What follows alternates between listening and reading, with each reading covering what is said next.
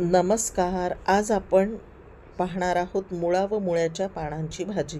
मुळ्याच्या पानांची भाजी करण्यासाठी साहित्य खाली दिल्याप्रमाणे आपण पाहू शकता. साहित्यामध्ये आपल्याला भिजवलेल्या मूग डाळीचाही समावेश करायचा आहे. मुळ्याची भाजी करण्यासाठी सर्वप्रथम मुळा किसणीवर किसून घ्यायचा आहे आणि मुळ्याच्या पानंही बारीक चिरून घ्यायची आहे. मुळ्याची पानं चिरून घेतल्यानंतर किसलेल्या मुळ्याला आणि पानांना आपल्याला व्यवस्थित मीठ लावून ते बाजूला 10 ते 15 मिनटं ठेवून द्यायचे आहे. या कृतीमुळे मुळ्याला मीठ लावल्यामुळे मुळ्याला पाणी सुटते आणि हे पाणी आपल्याला भाजी करण्याच्या आधी व्यवस्थित पाणी घालून धुवून घ्यायचा आहे मुळा व्यवस्थित. ह्या कृतीमुळे मुळ्याला मीठ लावून ठेवल्यामुळे मुळ्याचा जो उग्र वास असतो तो कमी होण्यासाठी मदत होते.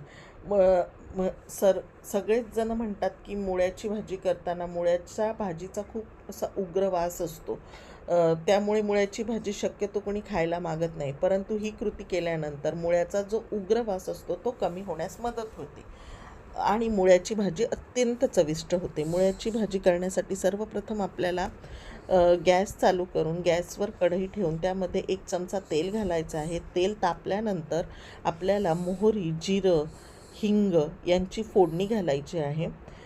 फोडणीनंतर कढीपत्ताही आपल्याला ॲड करायचा आहे.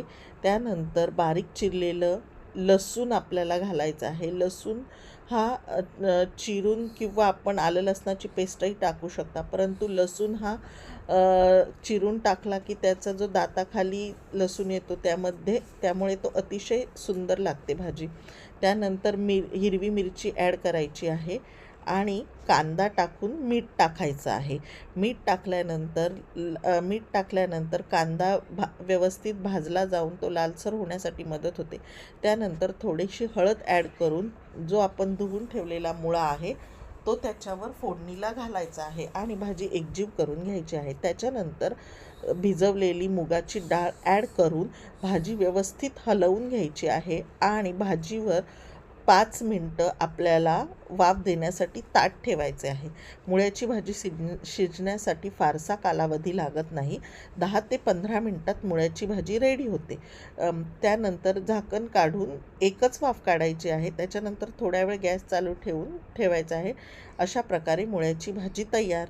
ही भाजी आरोग्यासाठी अतिशय हितकारक आहे. हिवाळ्यामध्ये मुळा हा मुबलक प्रमाणात येतो, तर हिवाळ्यात आपल्या आहारात मुळ्याची भाजी नक्की समाविष्ट करा. व्हिडिओ आवडला तर लाईक अँड सबस्क्राईब